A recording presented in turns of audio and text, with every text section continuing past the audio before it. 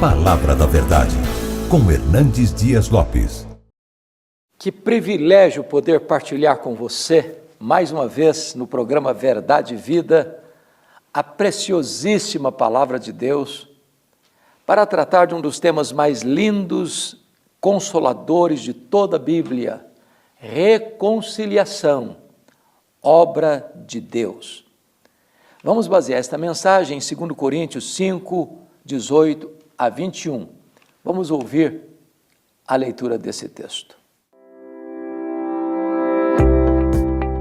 Ora, tudo provém de Deus, que nos reconciliou consigo mesmo por meio de Cristo e nos deu o ministério da reconciliação, a saber, que Deus estava em Cristo reconciliando consigo o mundo, não imputando aos homens as suas transgressões, e nos confiou a palavra da reconciliação.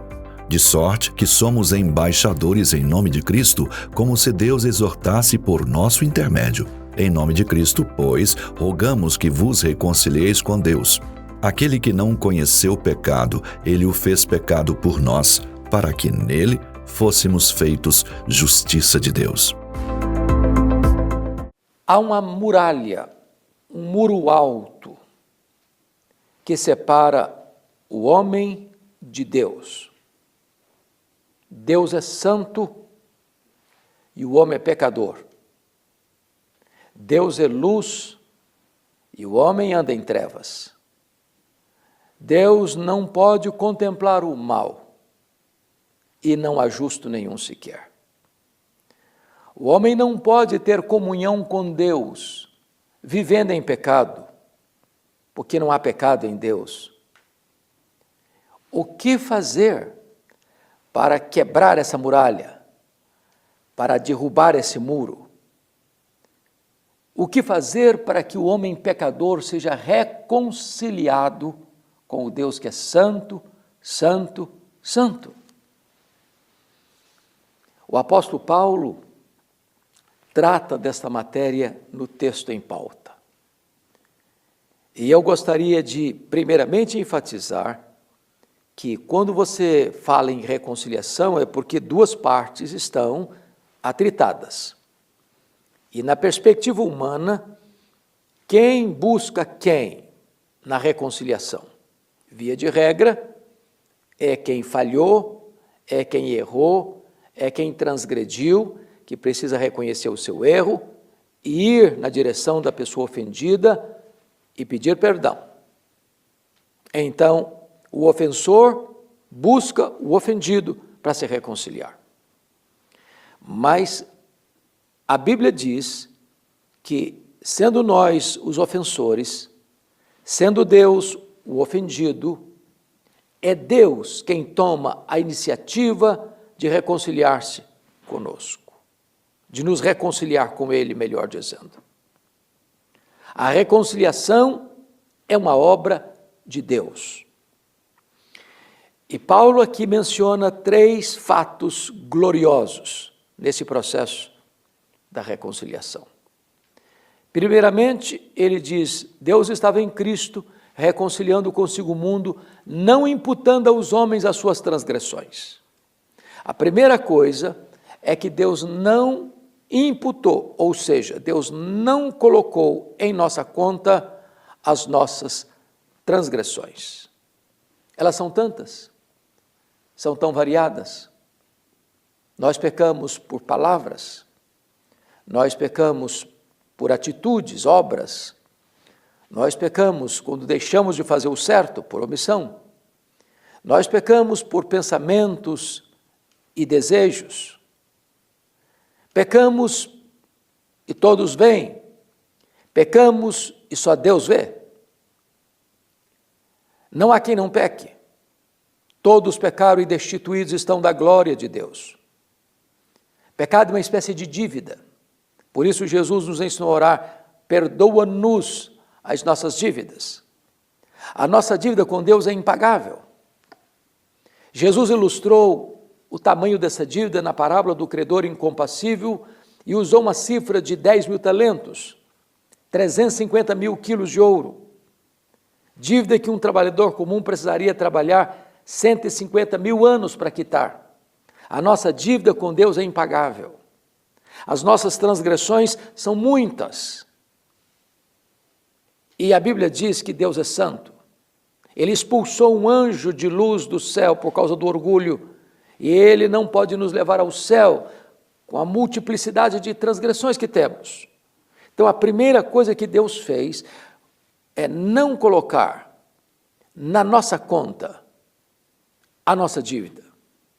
É não pôr sobre nós as nossas próprias transgressões.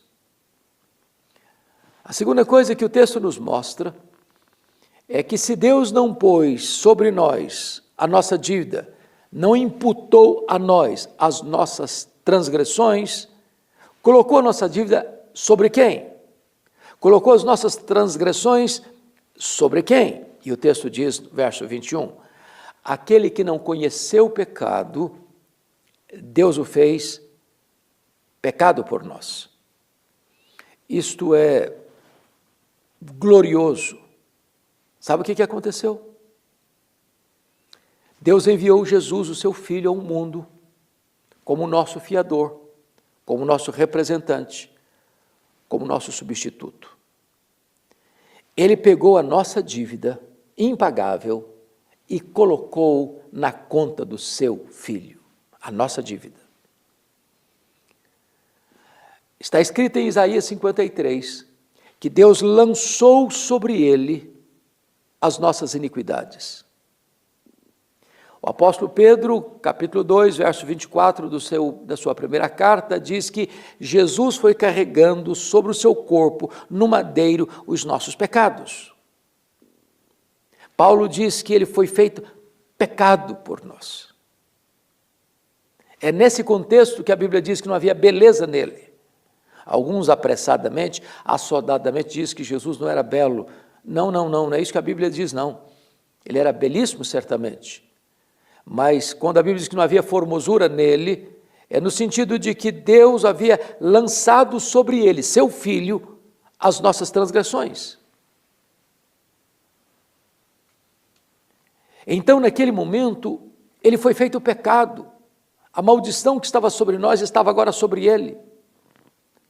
Naquela hora, ali na cruz, ele representava nós. Ele tomou sobre si as nossas iniquidades. É pelas suas pisaduras que nós somos sarados. O sol escondeu o rosto dele. O Pai o desamparou naquela cruz. A lei requereu a morte dele, porque o salário do pecado é a morte. O que ele fez com a nossa dívida? O que ele fez quando ele foi colocado naquela cruz e o nosso pecado sobre ele na cruz? Ele quitou a nossa dívida.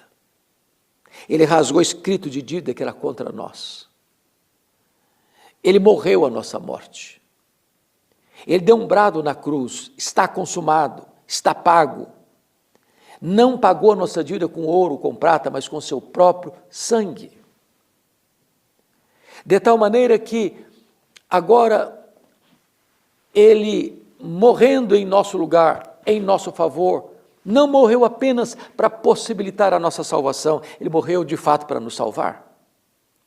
Ele comprou para Deus com o seu sangue aqueles que procedem de toda tribo, povo, língua, raça e nação. A sua morte foi vicária, foi substitutiva. Ele morreu pelos nossos pecados, segundo as Escrituras, e ressuscitou para a nossa justificação. Mas em terceiro lugar, Deus não apenas não imputou a nós as nossas transgressões, Deus não apenas fez com que as nossas transgressões fossem colocadas sobre Jesus, e Ele morreu pelos nossos pecados, Ele ressuscitou para a nossa justificação, mas agora a Bíblia diz que aquele que não conheceu o pecado, Deus o fez pecado por nós, para que nele nós fôssemos feitos justiça de Deus. E o que significa isso? Significa que agora a justiça perfeita, completa e cabal de Jesus é transferida para nós, é imputada a nós. É a justificação. Justificação não é um processo, é um ato legal, jurídico. Justificação não tem graus. Não existe uma pessoa mais justificada do que outra. Justificação não é algo que acontece dentro de nós, mas fora de nós. Justificação é uma declaração jurídica, forense de Deus, de que o justo morrendo pelo injusto, o justo morrendo pelo injusto, o injusto é declarado justo por causa da justiça do justo imputada a ele. Agora, como se Deus puxasse a sua ficha lá no tribunal do céu. Está escrito lá, não tem mais dívida, seu débito foi quitado. Tem aqui um depósito infinito. Toda a justiça de Cristo está aqui depositada na sua conta. Paulo, entendendo isso, escreveu: já nenhuma condenação a mais para aqueles que estão em Cristo Jesus, nosso Senhor. O caminho da reconciliação está aberto. Jesus agora abriu um novo e vivo caminho para Deus. O véu do templo foi rasgado de alto a baixo. E agora você pode ser reconciliado com Deus.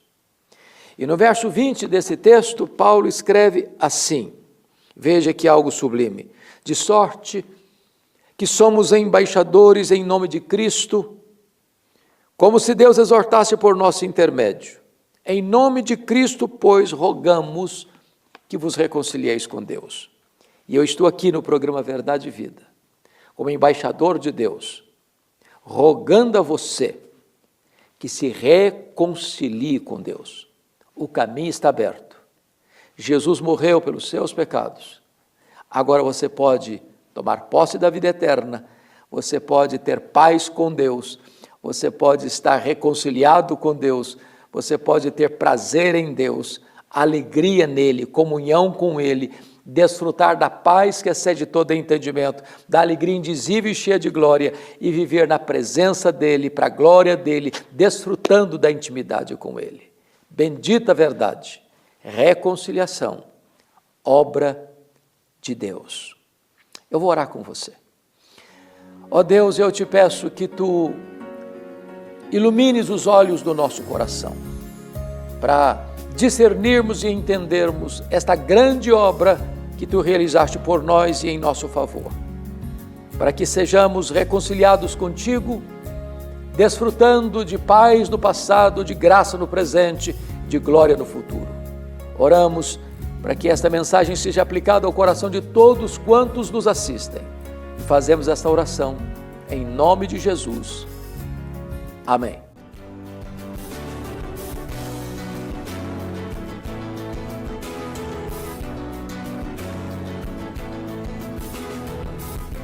Palavra da Verdade, com Hernandes Dias Lopes.